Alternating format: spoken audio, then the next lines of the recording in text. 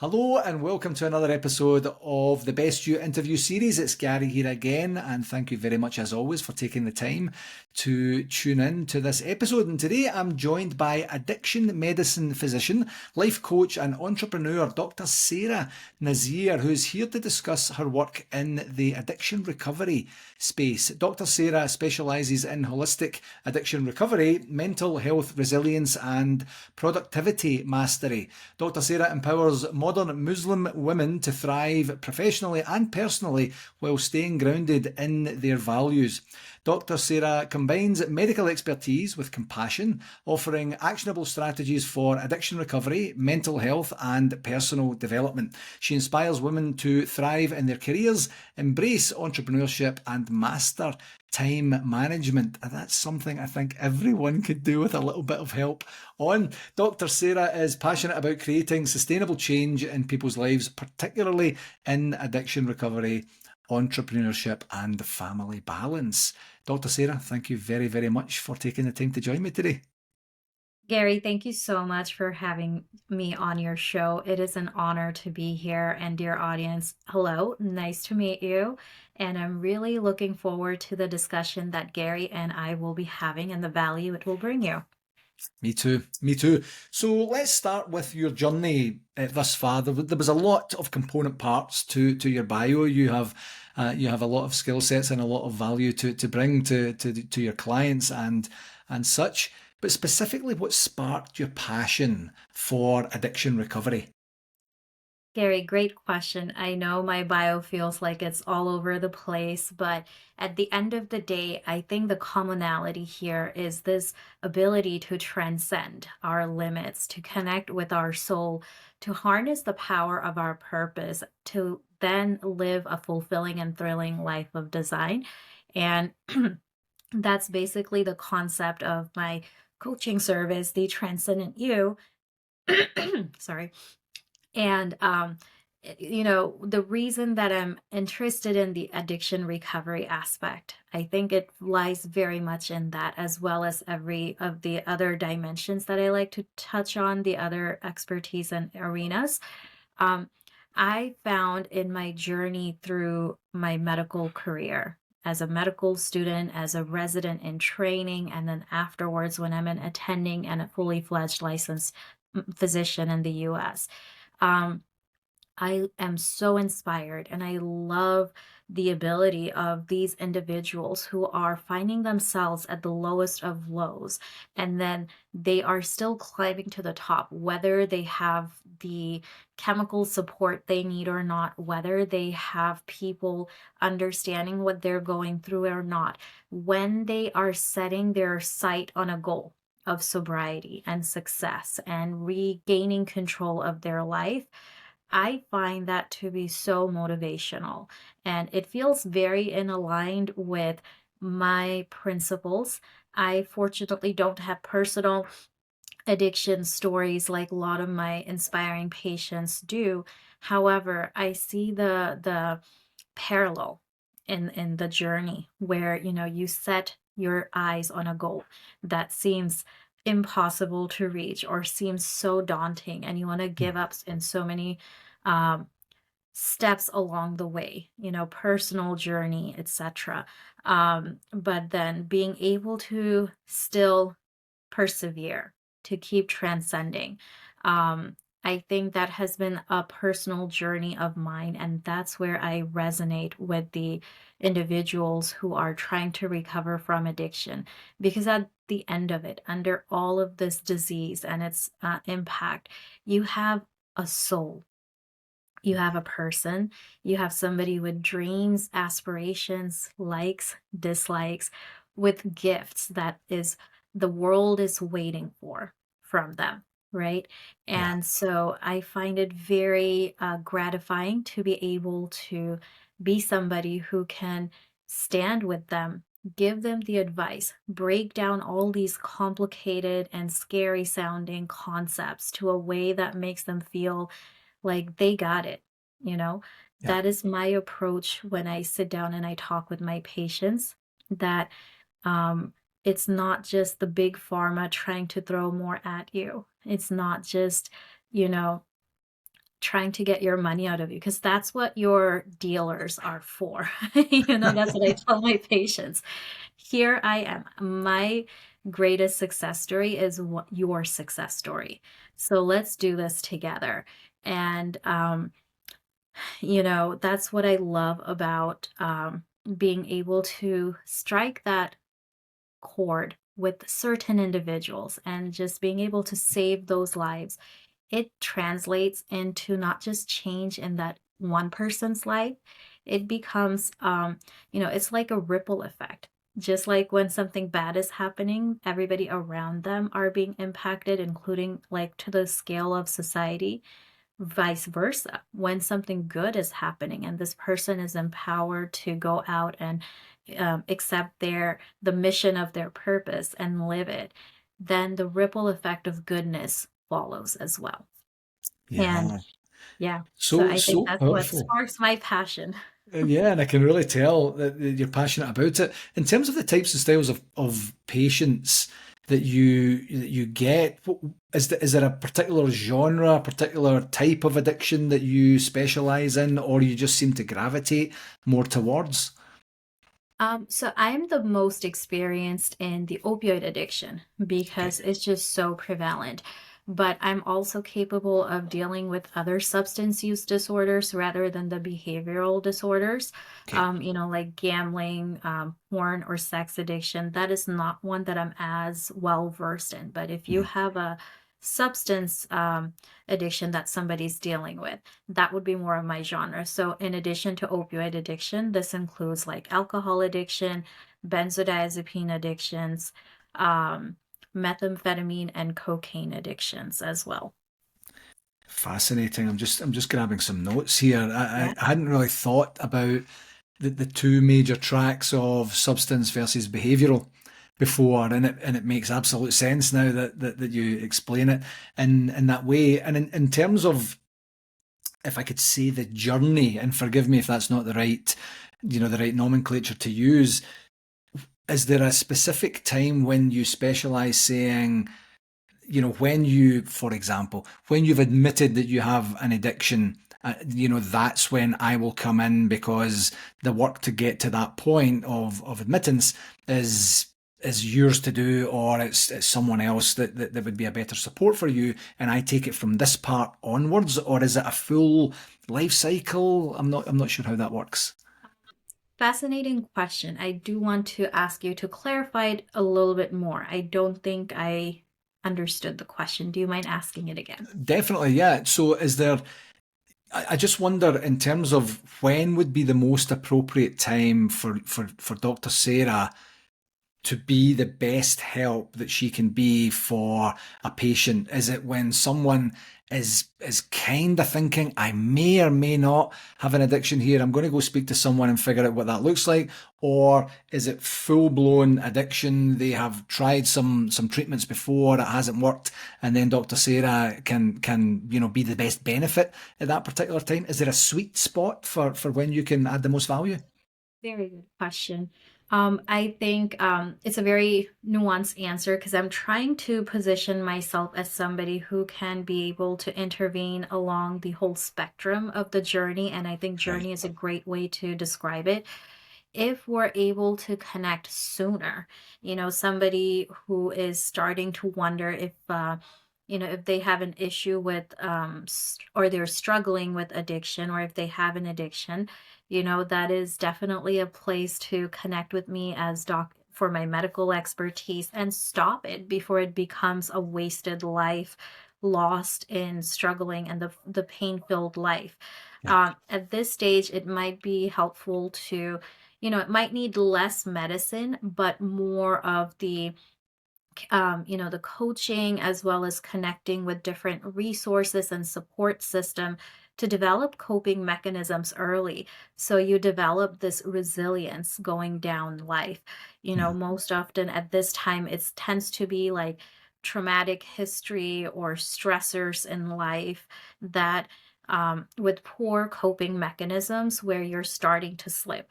So if we can intervene and prevent you from slipping, then I have helped you get like save time, talking about time management, right? Yeah, Because yeah, at the end of the day, the most valuable resource we have as human beings is time.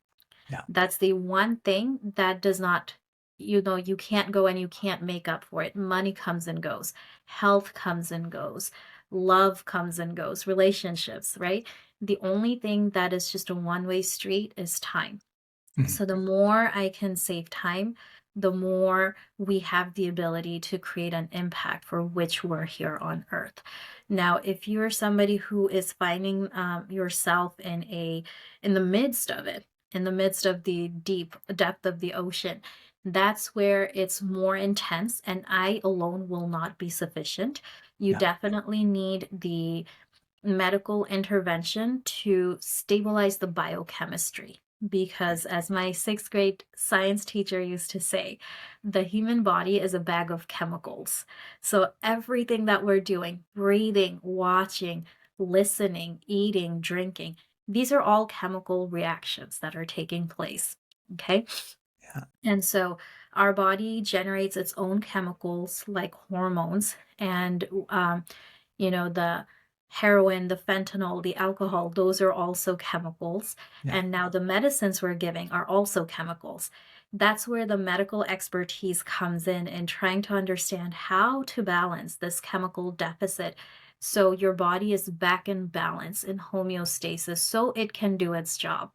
Our body is Yeah. so, so intelligent.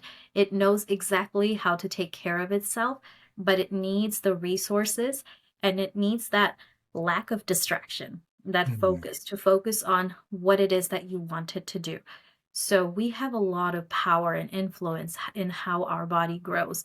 And so in conjunction with an expert like myself, with the chemical aspect, because we've had to spend years in learning how medicine works and Yeah. how the human body works, right?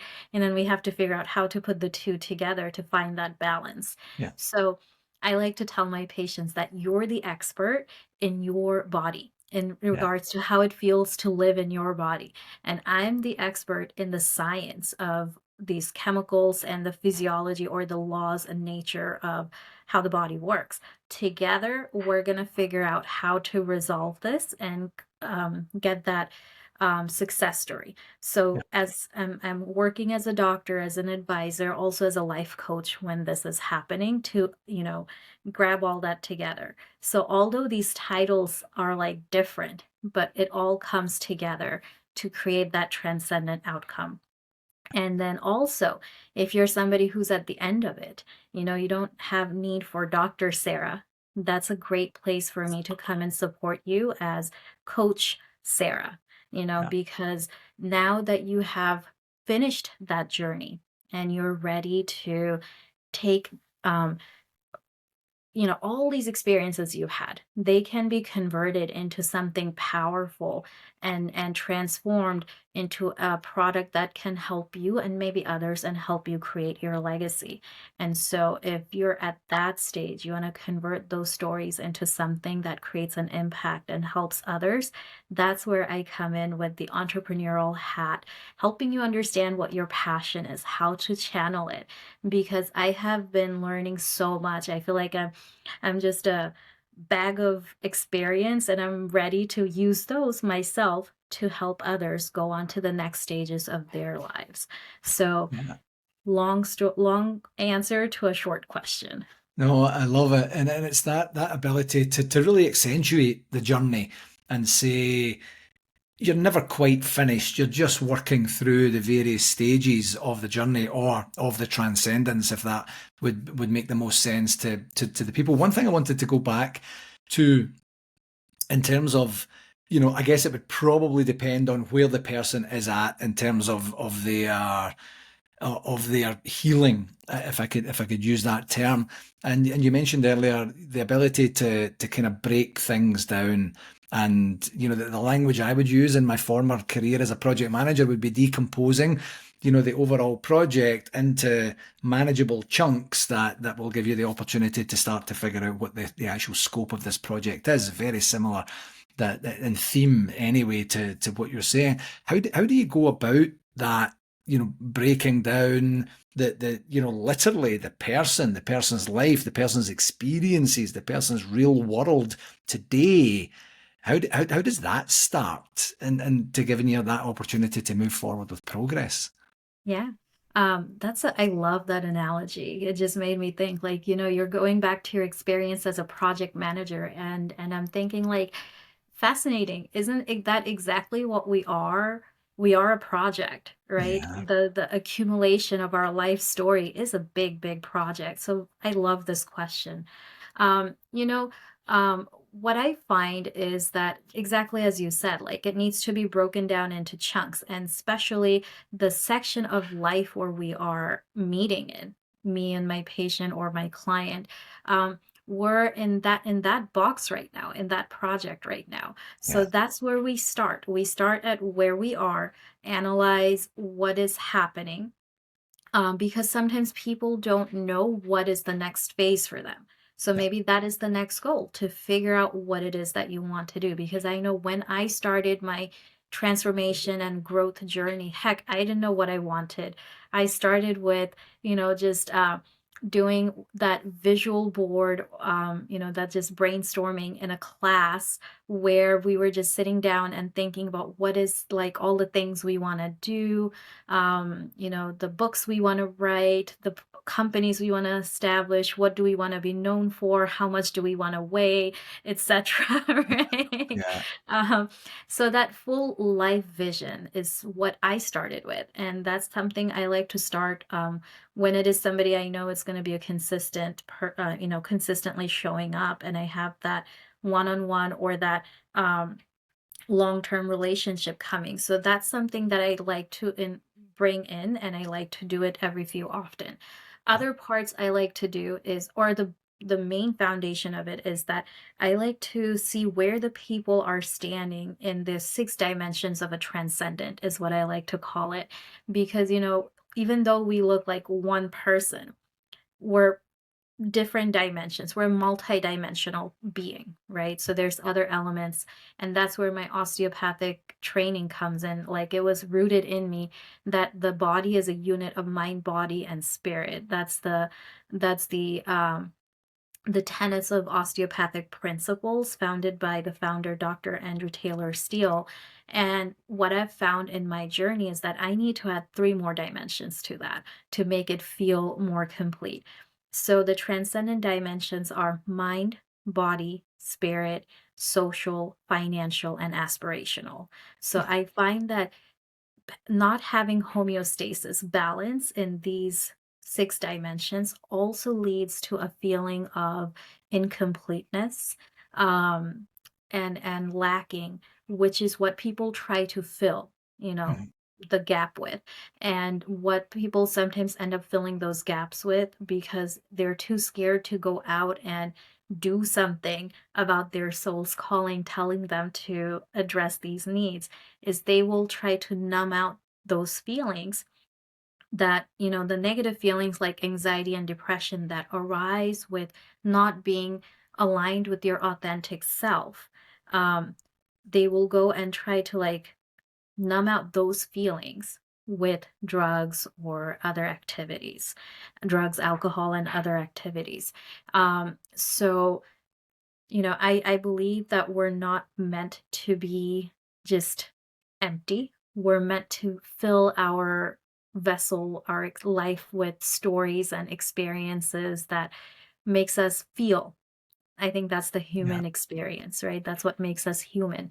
And so when we're busy doing those things, w- I mean, the positive energy and emotion starts um, to soar, and the more you do it, the more you build up your stamina of maintaining that state.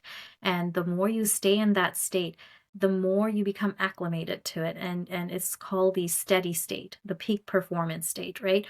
And that's where I try to take folks naturally to, because personally speaking, that's where I have found to be a state that doesn't crash. When you're using drugs and alcohol, there's a high and then there's a crash. Mhm. And that happens because our body is not good with keeping up with rapid changes, but our bodies are masters of acclimating.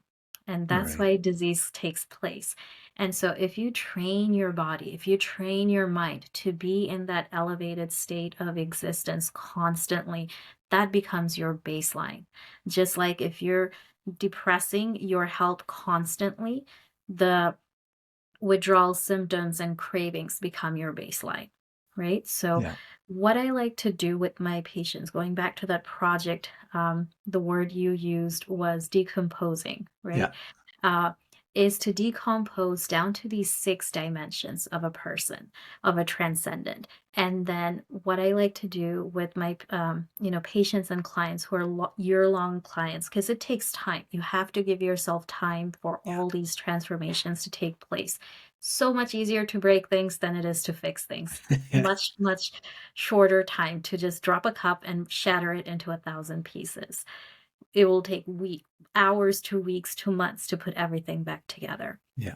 And so, what we do is we set quarterly goals, 90-day goals on the six dimension aspects. And in the process, we hold those accountability sessions of like, how much of this have you done? Because as you start to do little bit at a time, that actually does build up when you actually go to the end of those 3 months. And I'm like, you completed 80%, 100%, 120% of your goals. It feels so good. Yes. You know, we have the reward mechanism pathway in our brain for a reason. It's meant to support us in becoming the transcendent, the grander version of ourselves, the delayed gratification.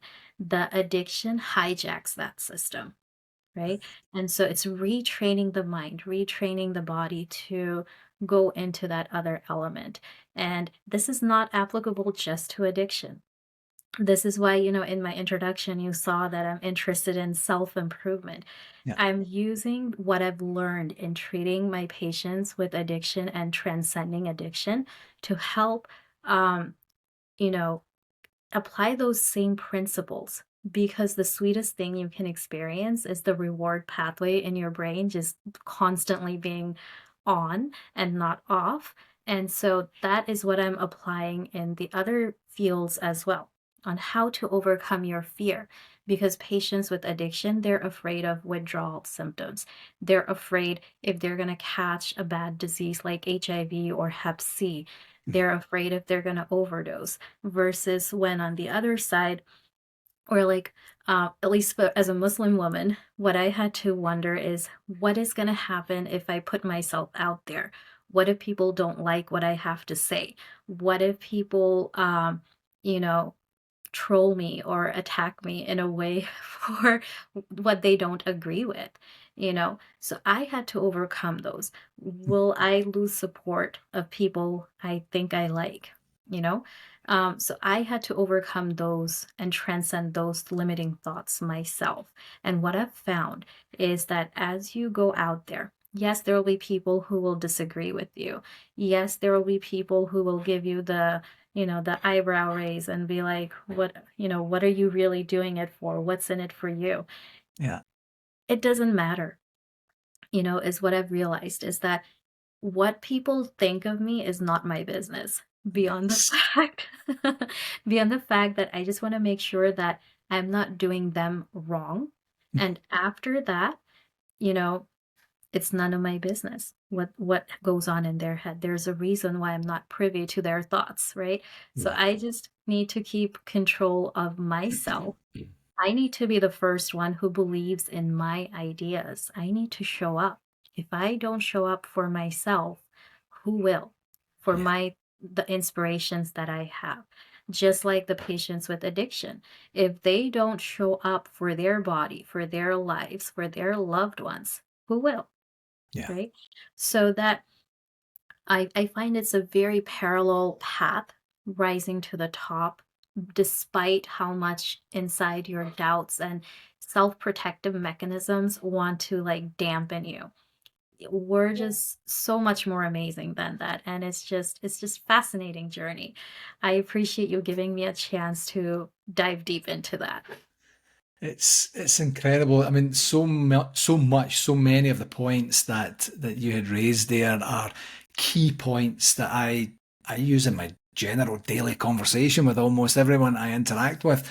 And in terms of the thing I loved that you said was other people's opinions of you are none of your business. And that's a phrase that I've used. I can't even remember where I got it from, but it's so true. One of those sayings that you kind of go, yeah, that's actually true.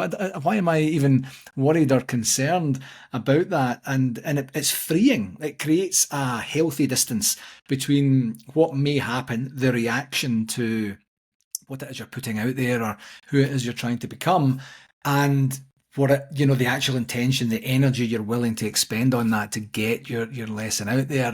And when I have, or when I work with anyone that's doing something similar to you, that is saying, I want to create meaningful change for other people, it's not just all about me. And if it's all about you, that's okay as well. But as you said earlier, there is a positive ripple effect that will come from an individual thinking that it's all about them, but there will be periphery benefits to other people of saying, I don't need to worry about him anymore. She is trustworthy now, like, whatever that the benefits would look like.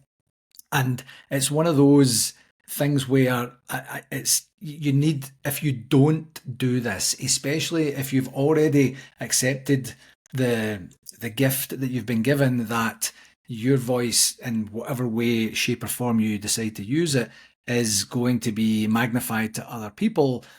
If you don't do that, then you're doing a disservice to other people that need your words, that need your voice, that need your support, that needs your energy, and such. So we're absolutely on the same page there. And just an extension of what we were just chatting about there, Dr. Sarah. One of the things that I wrote down when you were chatting earlier there was defining success.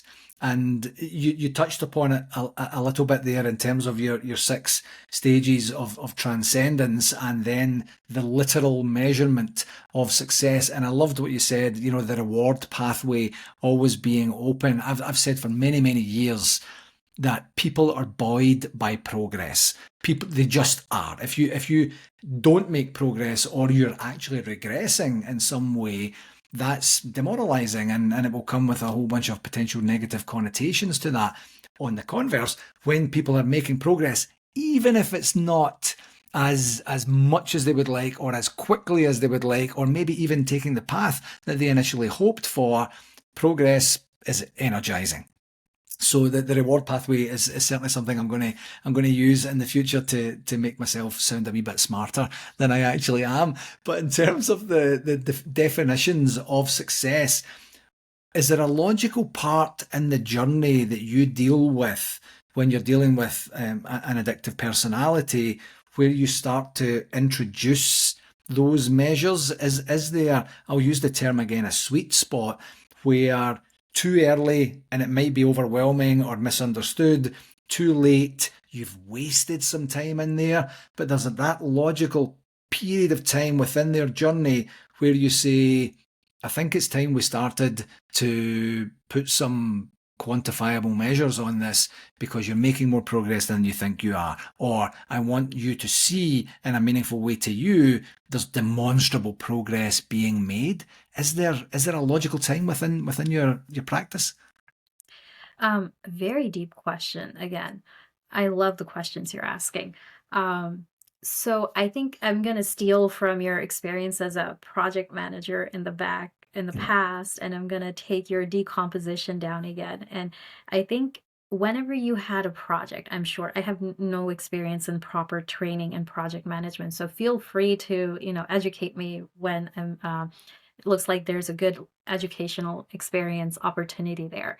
Sure. So from the big projects that I've had to do in my life, like exams, graduation, finishing a rotation, closing my notes before a certain time is done, birthdays of kids, etc. Yeah.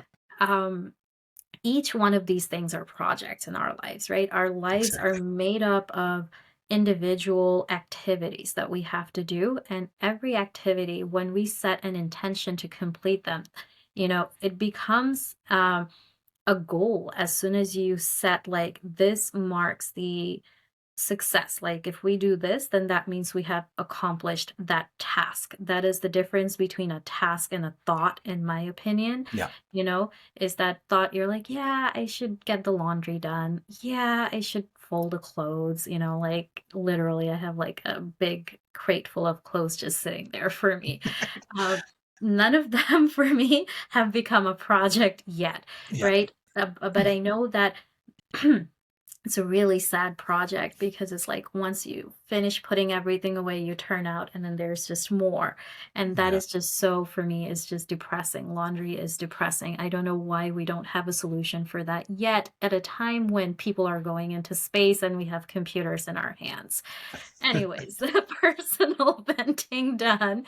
Um, so coming back to the question, I find that you can set success markers at every stage of the journey.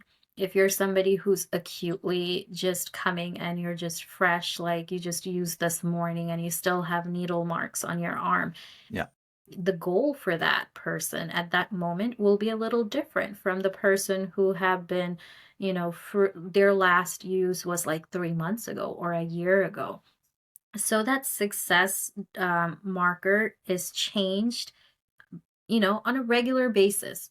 It doesn't have to be something where it's just one and done. I mean, and you can have more than one goal and metric for success, but it is definitely helpful to have something to monitor. For example, somebody who's trying to lose weight, it's one of the way they know they're losing weight is every time they stand on the weight machine and they see how much they weigh, helps them compare and see if they have been successful towards it or not. So it's the individual that defines what the success marker for that activity is going to be. Yeah. And overall, I think everybody needs to have a sun in their horizon type of goal where, the sun, there's just nothing else in our sky like it. There's no confusing that this is the sun and this is not the sun. We don't have two suns in our planet for our planet, right? And then it's not like the moon where it waxes and wanes. You know exactly what its path is going to be, whether it's a cloudy day or not, right? Yeah. You know when it's daytime if you're outside. With the moon, it comes and goes. And then you don't, I don't even compare to like you need to have stars in your horizon because they're there one part of the day and they're not. And you don't know which one is what if you're not an astronomer, right? You have to be a student or an expert in the astronomy to keep your track versus a sun is so blatantly obvious. It's so large. You Yeah. can't hide it. You know it's going to come up eventually. I think it's very important to have a major goal like that in life. And that's what I tell my patients, like, keep thinking about what is the sun in your horizon. I want Yeah. to know because this is what's going to carry you through the dark nights and the stormy days because you know what it is. And Yeah. so that's the ultimate success. And once again, it is defined by the person themselves. Yeah. And sometimes it takes time to recognize that. But in between, you can have the stars and the moons and the little journeys along the way. And that's what I like to do with my clients and patients is where they're at, set those measurable, doable goals Yeah. and then accomplish them because once you accomplish one, it starts to build confidence as well, Yeah. right? Because if all you've been told or you're finding yourself is that you can't quit, you can't do what you're trying to achieve, eventually all that negativity wears on you and Yeah. you lose that. In medical words, I think your confidence muscle gets atrophied versus when you go and you continue to like push yourself, the confidence muscle gets hypertrophied, which is what happens in bodybuilders. That's Right. how they become muscular. They go and they keep pushing past the resistance, Yeah. but they don't start with bench pressing 500 pounds. They might start with bench pressing maybe just 10 pounds, Yeah. right? So so to answer your question, it varies day to day per Yeah. person. Yeah. And I love the opportunity for them to select it themselves. And one key thing, probably to complement what you said there, that if they go through and they're achieving micro successes along the way, and then for some reason there's a hard stop, you have information now because you have been measuring that you didn't have before. So then you can say, well, we do have a path of success, and then there was an event, there was something that happened that paused, that regressed, that made you start using again, or whatever that compounded to become in terms of behaviors. Let's explore that. And so you're not exploring it from day zero again, you're exploring it from some point in the future where there is a positive, reference point or reference points that they've already achieved in their past as well. So I do love that. You asked me for some educational moments in terms of project management. I'm going to help you here, I hope, with your laundry frustrations. We have projects and we have operations. Projects are finite things that happen that have a distinct beginning, middle, and end, and they guarantee they will end at some point, and you will move on with whatever the end product, service, or result or output of the project was. Operations are more constant things that have to get done. Now, there can be a kind of project type component to them in terms of a beginning, middle, and an end. I'm going to put it in the machine, I'm going to put the detergent in, I'm going to bring it out, I'm going to hang it up and things, but they're more constant things. So there are different types and styles of mindset and skill set that go with being a project professional or a project person and an operations person or a professional. And it could just be you're a project person, you're not an operations person, and you need to recruit someone in your circle to be your operations person that says, I don't want to see this. I don't want to do this. I don't want to hear about it. I don't want to talk about it. I just want to put my worn clothes there, and I want them to be back available to be on my person within 24 hours at any particular point. Operations person, help me out, do that. I do believe in the power of delegation. And we've been talking about maybe asking somebody to, I mean, I have somebody who now takes off the task of cleaning the house off Yeah, my hand. I have somebody come once a week and do it, but I feel like I need somebody just devoted to the laundry. And yeah, now I'm thinking maybe I should just open up a business for it, like recruit some folks in my community who would love that extra, fund, and yeah, it can solve so many people's problem where we just go and not we, I'm not doing it. But enabling others to just go and just fold laundry and yeah. put it away and become like the laundry experts or something. Um Anyways, I appreciate that education, but yes, I'm not a laundry operations person. Yeah.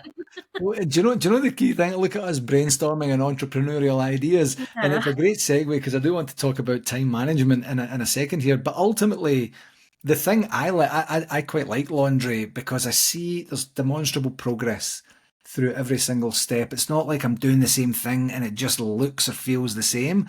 It went from a crumpled ball in the bottom of a basket to being somewhere. There's just that element of progress. Back to talking about measuring progress, that I do quite enjoy. But what you said there actually, piqued a notion for me. Is that where Dr. Sarah's real true value comes from? If someone says she never helped me with any addiction, she never showed up when I really needed her, I never really felt like there was any benefit of working with her, and someone says, wait a second, doctor, you should see how she does her laundry, the way that she folds the t-shirts and the sheets and stuff like that. No, so what you're then doing is essentially considering buying back your time from tasks that are not serving your overall purpose and goals to give you the opportunity to concentrate on what does serve your purpose and goals and make or help you add the most value to people. So it's a fabulous segue and such a fluke into time management. And I'm interested that it was something I mentioned in the bio that everyone needs a refresher or a course or some support in terms of their own ability to manage their time. What have you found that's been most effective for your patients or clients in helping people manage their time and maintain harmony between everything that they have to do in a given day? Yeah, I mean, I didn't expect the laundry to be such a great segue, but I am glad that we're talking about it because I think it is a fun topic to talk about. Um, this is not something I touch particularly with the patients because Okay. I think patients with addiction problem, their sense of time is just totally not there. I Yeah, think the makes sense. priority is a little different. Mm. So until they're ready to be in that stage where they're now in control of their time and they are ready to drive it, because I feel like time is like a vehicle in many ways as well. Like you need to learn how to operate it. Um, this is more for folks who are, you know, don't find enough time in their day to get things done, but they have a lot of passion. They want to do things. Yeah. And this I found also, my medical life definitely impacted and shaped this significantly. And so what I found was that one night and this was during residency, during night duty, I was managing a code. Code in medical lingo is, somebody is having a heart attack, they're basically dying. Code blue is called. It's all CPR, hands on deck, epinephrine being injected, intubation happening. The whole Yeah. hospital, like, the emergency team is there trying to resuscitate. That is what's a code. And I was running a code on this lady once, and then at the same time, I was like kind of like the middle resident. So we have like the senior resident, the middle resident, and then like the mid-year, I guess, and then there's the intern. Mm. And so I'm in the middle, so I have some experience. I've, done the grunt work already, so I can manage it a little bit more. So running a code, and then from the floor, this is where stable patients are. They're just staying overnight to get a few things done. And Yeah. oftentimes at night, the elderly patients, many of them have what's called sundowning, where as the sun goes down, they become disoriented, especially because they're in a foreign environment at night. So they start to hallucinate, become agitated, Right. and become harder to manage. And so Yeah. the nurse would often call and be like, "Can we give them something to sleep, etc." So nothing as scary as a code happening, Yeah. but you don't want to upset the nurses. Your nurses are very, very powerful and very valuable allies in the Yeah. hospital and everywhere. They're your eyes and ears. So you want to keep them happy, make sure that they're taking care of everybody. So when they say it's urgent, they mean it's urgent, even Yeah. though you have a code happening. What's in front of you is a little different. And then at the same time, from the ER, we're getting a page that there's now an admission ready. Quickly move them off the ER because there's more patients waiting. Yeah. So, how can you be in three places at the same time? So all of these are urgent, all of these are important. Everyone's like, the clock is ticking. I need this to happen yesterday, right? Yeah. And so I did that. I was in three places at once, you know, and that night is my defining moment that if I can do that, I can basically do anything that I set my mind to going forward. Yes. And that was time management, that was energy management, that was intellect management, that was everything you are management, like your whole being management. And so I have some like some, what's the word I'm looking for, outline for the things that helps me manage time. Yeah. Number one is triage. Triage is a medical word. It's basically saying prioritizing. So Yeah. if you have a bunch of tasks in your hand, you are prioritizing that this is a code blue, this is a sundowning, and this is an admission. So you figure out how to do. Second thing you do is you delegate. When I was managing all those, I was not the one who was doing the chest compression, that's for Yeah. sure, right? When I'm ordering the medicine for the patient who's sundowning on the floor for the nurse, I'm not the one who's going and giving it to the patient. I'm Yeah. not the one who's checking the pill out and otherwise. When there is that admission stuff coming on, like there are things that can be done remotely to prepare for it. So when I'm actually getting ready to physically go there, I have some homework done and ready already, and it makes them feel like I'm also um, interacting with them, because then I'll send task back to them, ask them question, go find me this information, Yeah. collect this information for me. So that's the first one is prioritizing. Second one is, as you said, delegating. So you don't do it alone. You have to go and you know uh, assign tasks to other people, Yeah. and then when they come, you make that decision. Third thing was, my goodness, if I knew this question was coming, I would have thought things like try to refresh my memory. Um, what is it? Um, I'm forgetting. There's like four of them. Oh, I'm sorry, I'm forgetting the other two right No, now, that's but okay. those are like the first two. And then on the next thing that I mentioned after I remember the last two is you need to also realize that your time is not just 24 hours. Some things now, when you're coming back into life and you're looking at what is all the things on your plate, I like to look at my time in different viewpoints, like compressed and extended. So there's my 24 hours. How am I going to use them?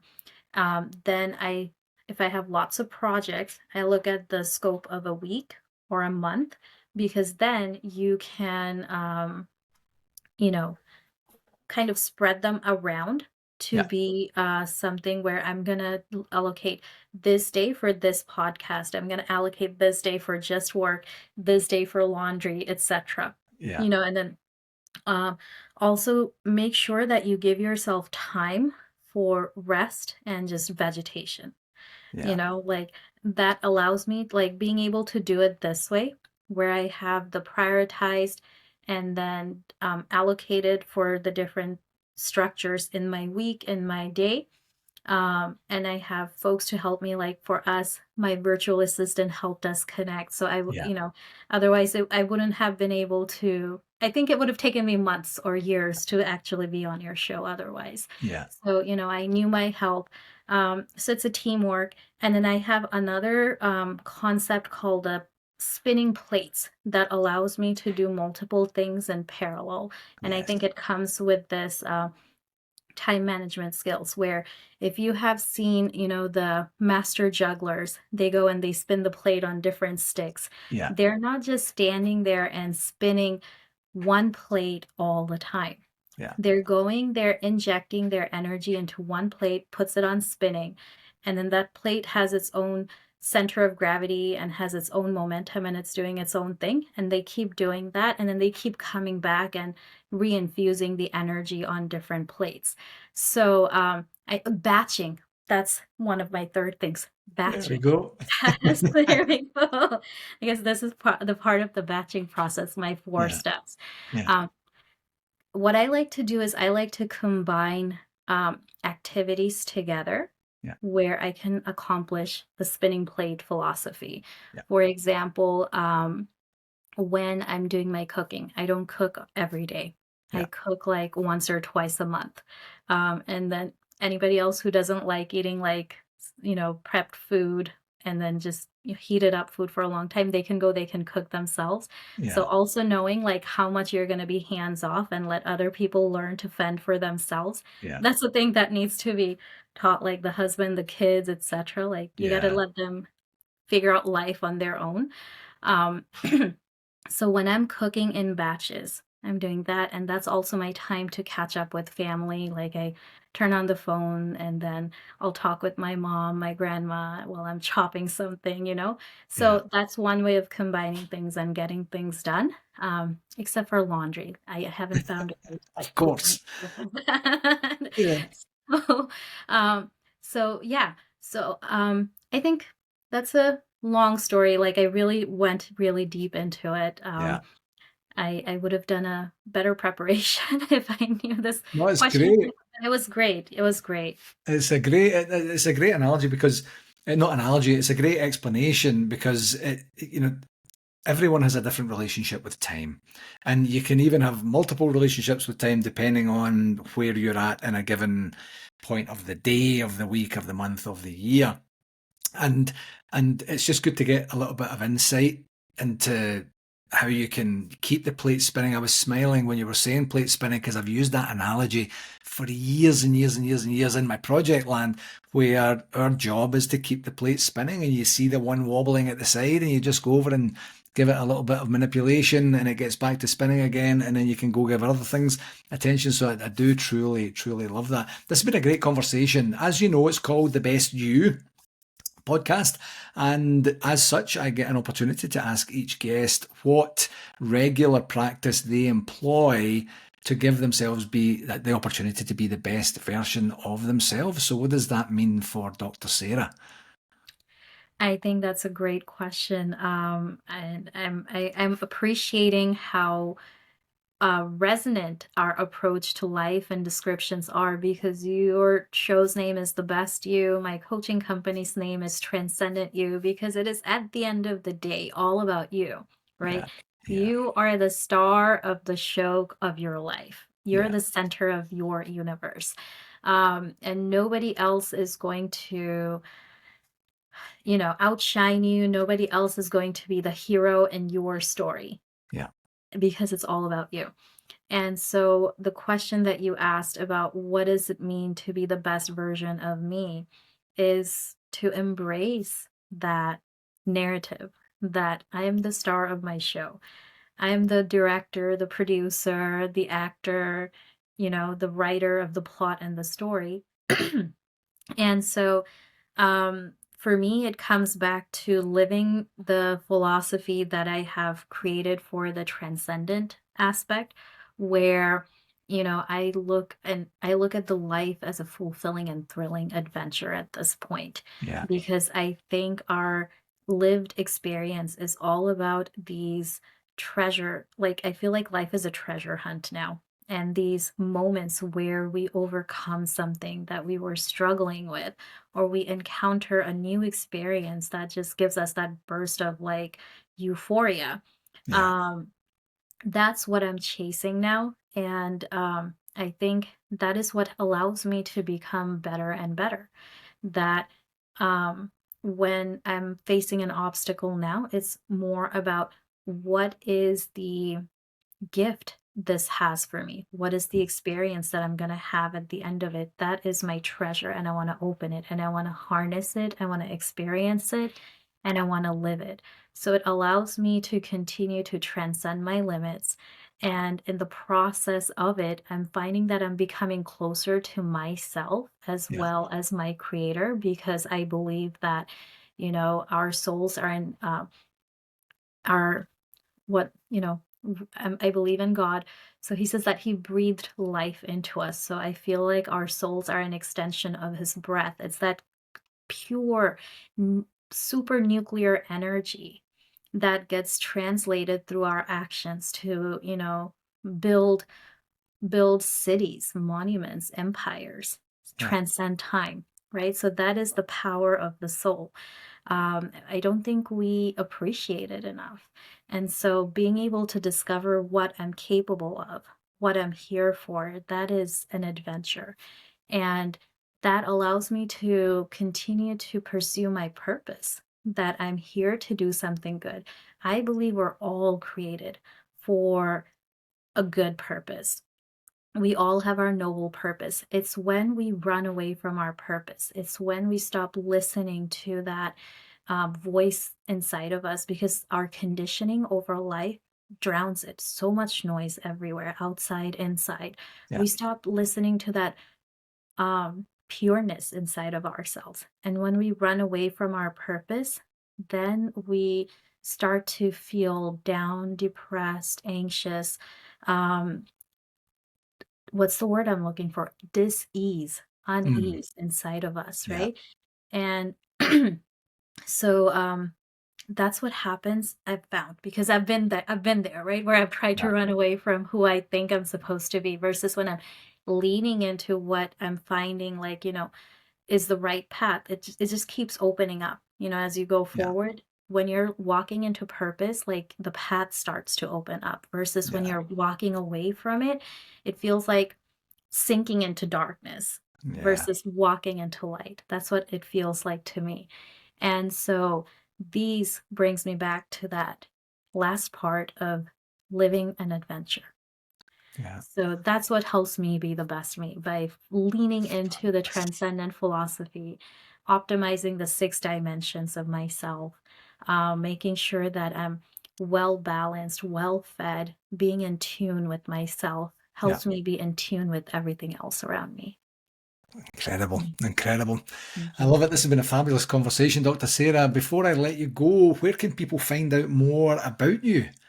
Yeah, thank you so much for that question. I have my website, transcendentyou.com, would be a good way to get an idea of who I am, where what I'm doing. I'm also available by email, transcendentyou@gmail.com, and I'm going to spell it because there is an intentional misspelling. Okay. Um, it's not, if you type it, your autocorrect will be like, this looks incorrect. Can we fix the spelling? But I'm a lover of linguistics, and so I did this intentionally because my goal is to create a movement where transcendents are walking the earth. Yeah. And thus it's spelled Right.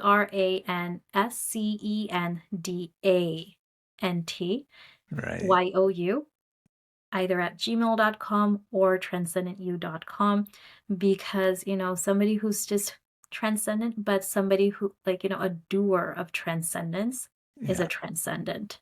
So Yeah. that's how I went about and did that.